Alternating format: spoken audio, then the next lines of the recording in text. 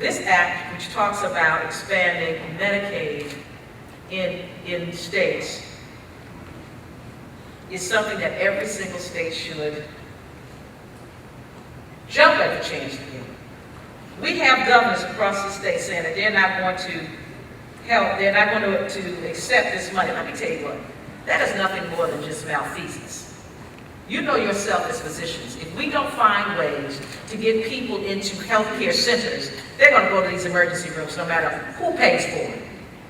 They're going to go, and right now the federal government is saying we're going to pay for 100% of the expansion over the next 3 years.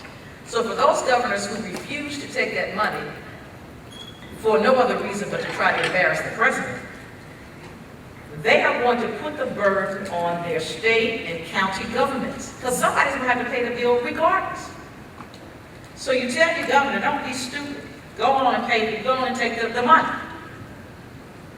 They talk about this bill as if they keep talking about socialism, socialism. Let me just tell you this. In 1935, when Social Security became law, they called it socialism. When the GI Bill became effective in 1944, they called it socialism. When Medicare came into effect in 1965, they called it socialism. People who don't want to help other people will find a way to make it negative. Despite the fact that this is such a good bill, the House of Representatives last week, for the 32nd time, voted to repeal it.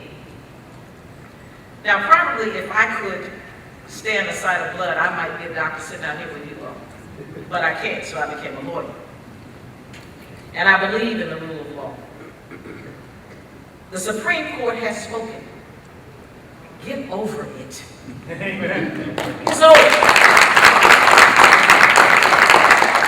they keep talking about they want to replace it with what?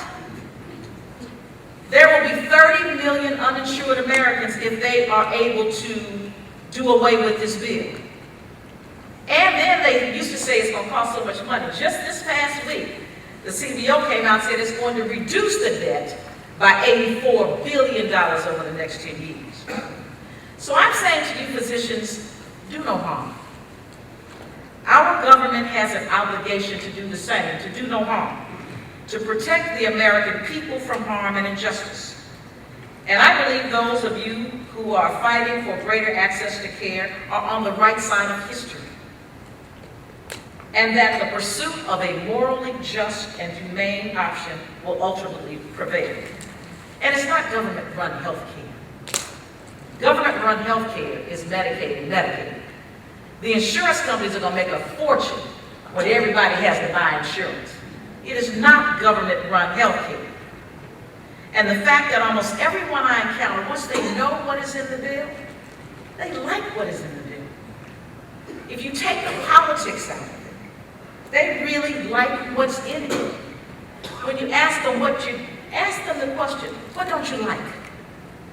They have no idea. The only thing they can say is they don't like the Obama part of it. Everything else in this bill they like. If you ask them, do you not like the part where your kids can stay on your insurance till they're 26? No, I like that part. Do you not like the part where we're closing the donut hole so that senior citizens can get their prescription drugs cheaper? No, I like that part. Do you not like the part where seniors are going to be able to go in and get preventive care for free? No, they like that part. Do you not like the part where you can't be denied insurance? No, they like that part. So what don't you like? Ask the question. Don't let them just come to you with all that foolishness they talk about. And then they talk about the individual mandate. That's always the big thing. I want you to forget what the political ads say. The estimated percentage of the population affected by the mandate is less than 2%, because it only affects those people who can afford to buy health care who refuse to purchase it. Less than 2%. That hardly makes what they're calling the biggest tax cut in history. You call it what you want. It is much ado about nothing. Poverty in our community, emergency room care, all of those things cost us a lot of money. So I want for my insurance to go down So right now, I'm paying for uninsured people. If everybody has insurance, it will go down. And let me just say this last thing, because I see he's trying to tell me to sit down. No message. No message. Okay. So let me just say this. People who are so selfish as to believe that they can't get sick, they can't go out here and get hit by a truck or a bus and won't be able to pay for it, I don't care what happens to them. Make them pay it. I don't care if you call it a tax or a penalty. They need to pay it because they are selfish and they don't care about their fellow man. We all have an obligation to help each other. I don't mind paying a little extra for my health care if I'm helping somebody who needs help. But I don't want to help the person who can help themselves and won't. So you tell them, they can be mad about the mandate all they want. And I don't care if they call it a tax or a penalty. Whatever it is, they ought to pay it. And I don't feel bad about it.